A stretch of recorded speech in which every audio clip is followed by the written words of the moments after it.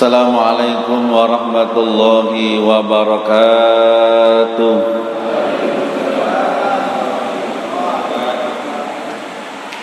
Alhamdulillah rabbil alamin. Wal aqibatu lil muttaqin wa la udwana illa 'alal zalimin.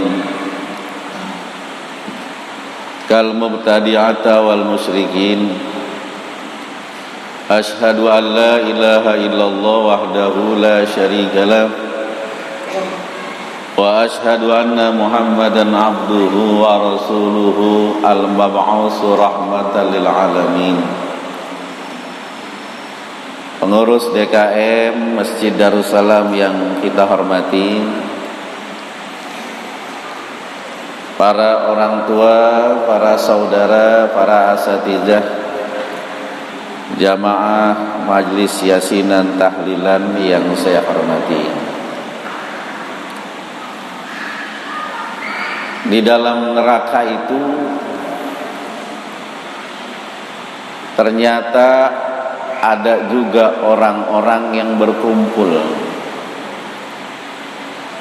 Jadi sesulit-sulit kondisi di dalam neraka, ternyata ada juga orang-orang yang ngobrol gitu.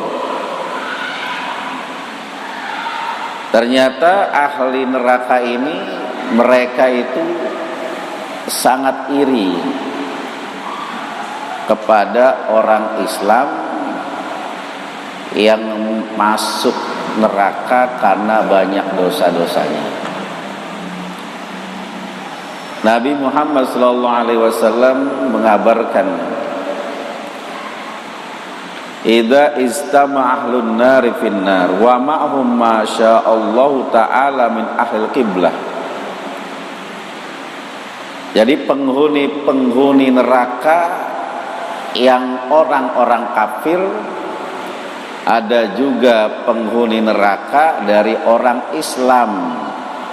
Dia ada juga orang Islam yang dimasukkan ke dalam neraka. Nah, orang-orang kafir itu berkata, alam takunu muslimin, apakah engkau orang Islam? Qalu bala, betul kami ini orang Islam. Fama agna antum islamukum, apakah Islammu enggak cukup? Jadi kalau kita Islam kita cukup, kan kita masuk surga. Wa qad sirtum ma'ana finnar, sehingga engkau bareng-bareng kami di dalam neraka. Lalu orang Islam yang ada dalam neraka itu ngomong, kanat lana zunubun, kami ini punya dosa. Jadi orang yang punya dosa, dosanya lebih banyak ketimbang pahalanya di dalam neraka. Fa'ukhizna biha, maka kami ditempatkan di dalam neraka. Jadi ngobrol begitu, Pak. Ya. Mudah-mudahan kita nggak masuk kelompok di sini, Pak. Walaupun ada dosa, tapi kalau kita masih sempat taubat, Allah ampunin dosa kita. Siapa orang yang pagi hari baca 3 kali Sayyidul Istighfar, datang pada hari itu kematiannya, maka Allah ampunin dosa-dosanya siang itu. Siapa yang sore hari baca Sayyidul Istighfar 3 kali, datang kematian malam hari, maka Allah ampunin dosanya malam hari itu.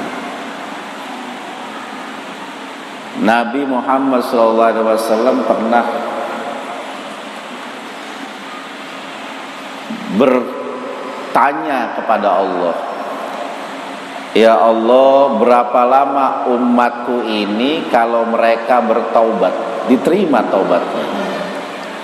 Kata Allah, setahun ya Muhammad, 1 tahun. Lalu kata Rasul, ya Allah, 1 tahun taubat umatku baru diterima, terlalu lama. Terlalu lama. Padahal kalau kayak kita setahun cepet apa kagak? Cepet.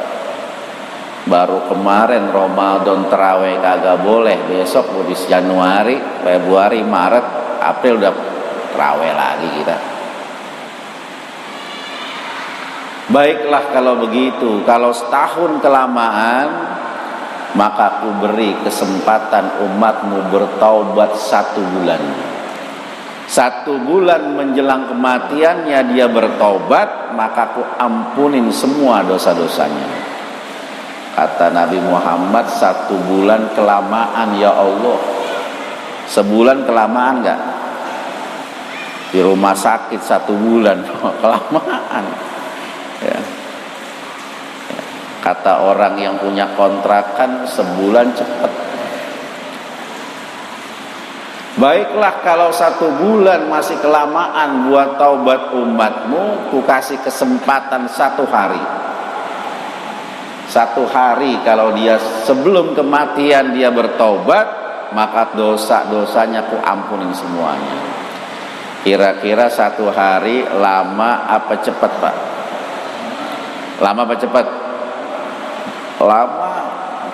Dari jam 7 pagi baca Quran sampai jam 7 malam nggak kuat. Epos pantat kita.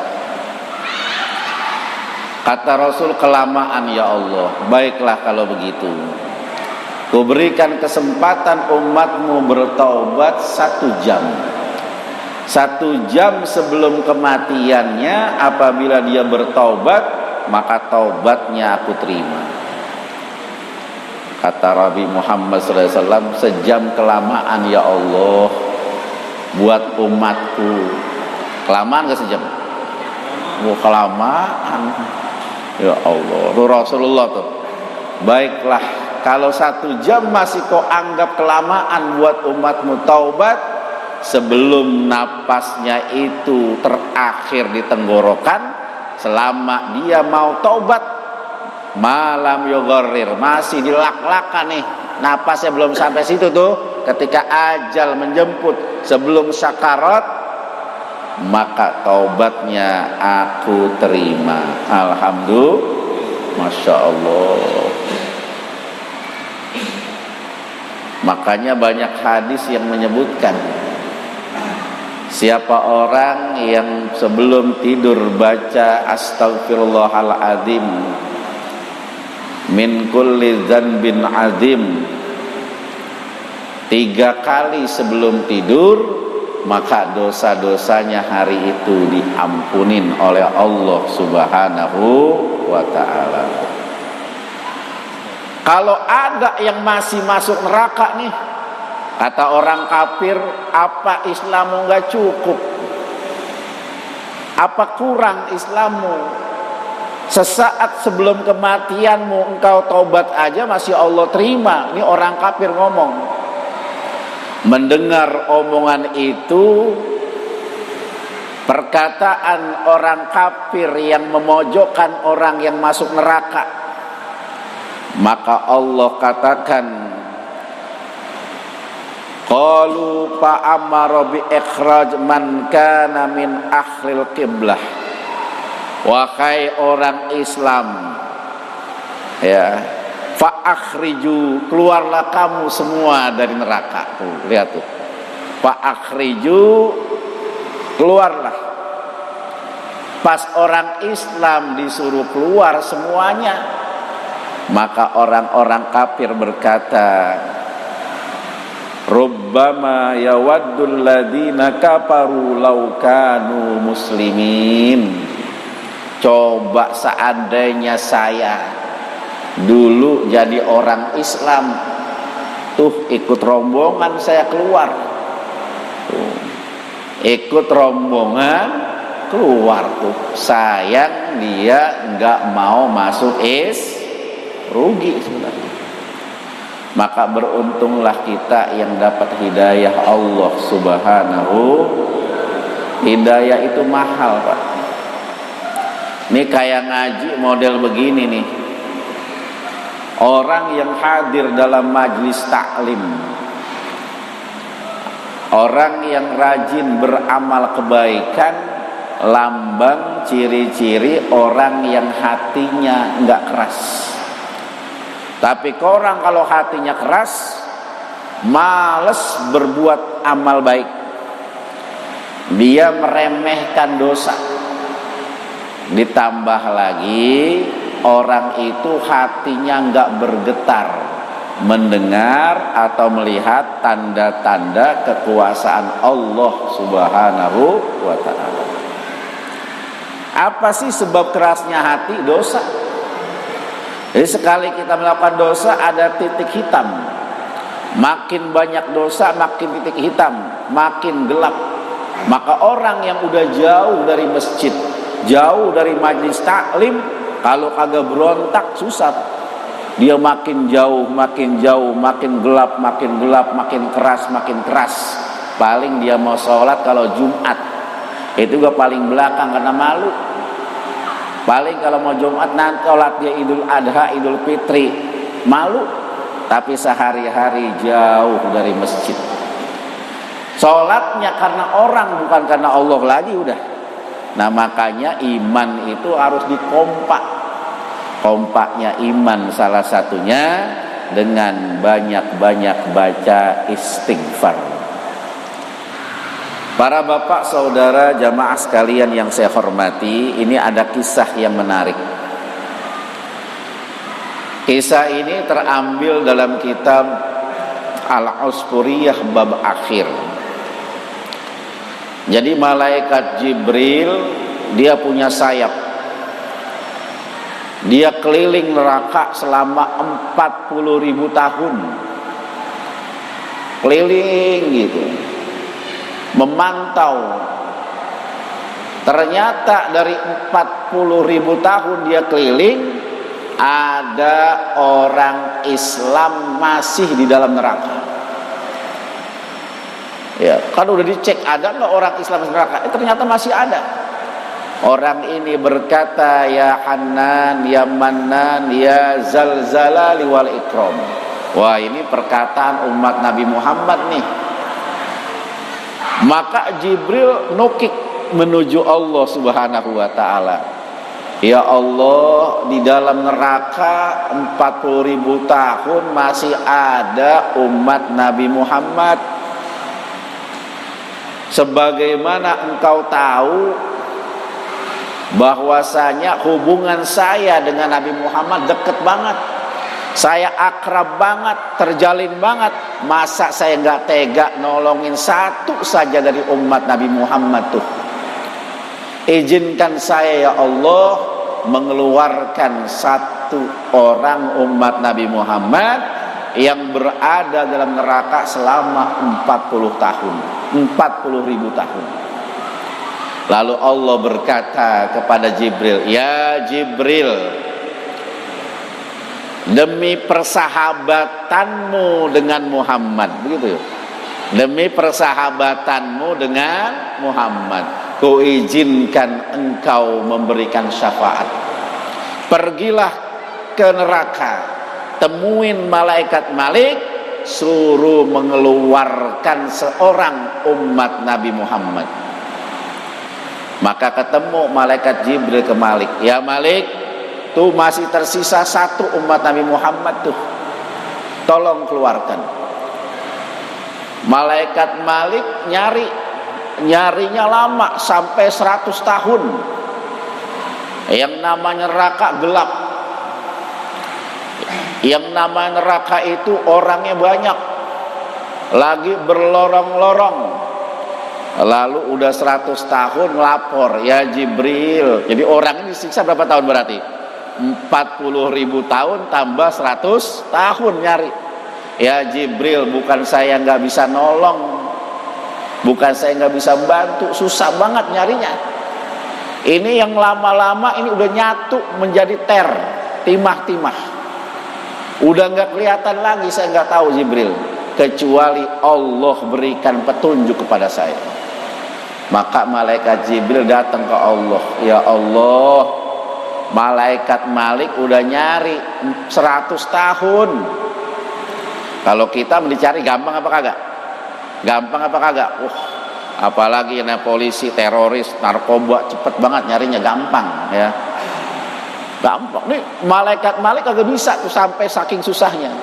Maka Allah kasih unjuk, wahai Jibril, kasih tahu kepada malaikat Malik, orang itu berada di lantai 6 dekat jurang api neraka. Orang itu posisinya kepalanya ada di bawah, badannya di atas, kepalanya dililit oleh ular. Baiklah kalau begitu, nyampein, ya Malik, kata Allah, orang itu ada di tingkat 6 dekat jurang, kepalanya di bawah, badannya di atas. Bener dicari, orang itu lagi nonggeng Pak, diangkat sama malaikat Malik. Ternyata mukanya dan badannya seperti arem. Pas diangkat, ular pada copot, kepala ular pada jatuh. Diangkat lagi, rantai-rantai pada putus. Lalu orang itu ngomong, ya malaikat Malik, apakah engkau menambah siksaan lagi buatku? Bukan, saya suruh mengeluarkanmu. Malaikat Jibril pengen ketemu kepadamu. Malaikat Jibril pengen ketemu. Masya Allah, malaikat Jibril pengen ketemu. Pas ketemu malaikat Jibril, ada apa malaikat Jibril? Udah, sekarang ikut aku. Orang ini dimandikan di Sungai Kausar, dimandiin hingga hilang tanda-tanda dia bekas api neraka. Orang-orang berkata, tuh kan orang yang di mana tuh? Orang yang 40 tahun, 1000 tahun di neraka, keluarkan, orang-orang pada begitu tuh orangnya tuh. Lalu Allah berkata, apakah memang dulu belum ada Rasul buatmu? Bukankah di sana dulu banyak kegiatan kebaikan? Kenapa kamu nggak mau ikut kebaikan? Apakah engkau nggak tahu ada Rasulullah, ada Nabi Muhammad diutus? Orang itu berkata, ya Allah, itulah kelalaianku, itulah kelemahanku. Maka orang itu dibawa kepada Nabi Muhammad. Ya Muhammad, demi persahabatanku dan engkau, ini umatmu yang terakhir berada dalam neraka. Bagus malaikat Jibril dengar. Kalau malaikat Jibril kagak dengar, ini orang ibarat kata kelewatan. Semua dapat sembako, dia ketinggalan. Ini ibaratnya nih, ya kan? Semua dapat basic, dia kagak. Ini orang ketinggalan banget. Bagus malaikat Jibril dengar. Masya Allah, tuh pertolongan malaikat Jibril demi persahabatannya kepada Nabi Muhammad sallallahu alaihi wasallam. Para bapak saudara sekalian yang saya hormati, nah saat ini kan lagi rame, orang banyak ya. Mudah-mudahan kita bukan bagian orang yang terlibat dalam upaya kadang-kadang menghujat tokoh-tokoh agama, menghujat orang-orang yang garisnya nyambung ke Nabi. Jangan ya. Sebab umpamanya kita masuk surga, umpamanya ya, malu nggak kita ketemu Nabi Muhammad? Masa lu keturunan gua lu caci maki di dunia, lu hina-hina, lu jatuh-jatuhkan, lu hidupnya lu kejar-kejar, malu kita, lu musuhin, malu. Padahal Nabi Muhammad jasanya luar biasa kepada kita, lalu kenapa keturunannya kita musuhin? Nah, kita jangan bagian dari kelompok yang demikian. Orang-orang yang musuhin ulama, apalagi orang itu ahli ibadah, sembahyang, sholat, puasa, bahkan bisa jadi ibadahnya lebih baik ketimbang kita, maka orang itu hidupnya sengsara di dunia dan di akhirat. Nah, maka kita jangan begitu dah, ya, jangan sampai kita sengsara di dunia, sengsara di akhirat. Kalau masalah dakwah yang tegas dan keras, Kan sahabat contohin, Abu Bakar bijaksana, Umar tegas, ya? Utsman lembut, Sayyidina Ali keras dan tegas, Hasan lembut, Sayyidina Husain keras dan tegas dan berani. Nah itu ya perlu ada. Jadi jangan dianggap waduh yang ini radikal, enggak ya, karena memang ada yang perlu penyampaian dengan tegas.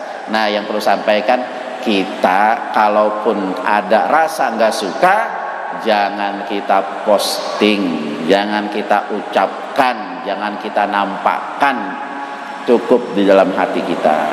Kenapa demikian? Karena mereka bisa jadi ibadahnya lebih baik ketimbang kita.